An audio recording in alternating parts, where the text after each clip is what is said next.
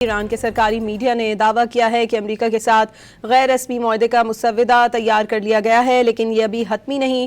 ایران کے سرکاری T V پر جاری بیان کے مطابق فریم ورک کو اسلام آباد مفاہمت کا نام دیا گیا ہے۔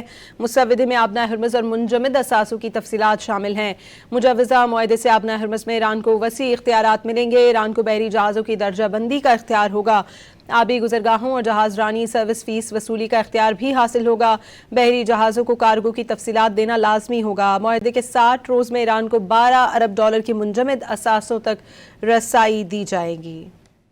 ایران کے سرکاری میڈیا نے دعویٰ کیا ہے کہ امریکہ کے ساتھ غیر رسمی معاہدے کا مسودہ تیار کر لیا گیا ہے، لیکن یہ ابھی حتمی نہیں۔ ایران کے سرکاری ٹی وی پر جاری بیان کے مطابق فریم ورک کو اسلام آباد مفاہمت کا نام دیا گیا ہے۔ مسودے میں آبنائے ہرمز اور منجمد اثاثوں کی تفصیلات شامل ہیں۔ مجوزہ معاہدے سے آبنائے ہرمز میں ایران کو وسیع اختیارات ملیں گے۔ ایران کو بحری جہازوں کی درجہ بندی کا اختیار ہوگا۔ آبی گزرگاہوں اور جہاز رانی سروس فیس وصولی کا اختیار بھی حاصل ہوگا۔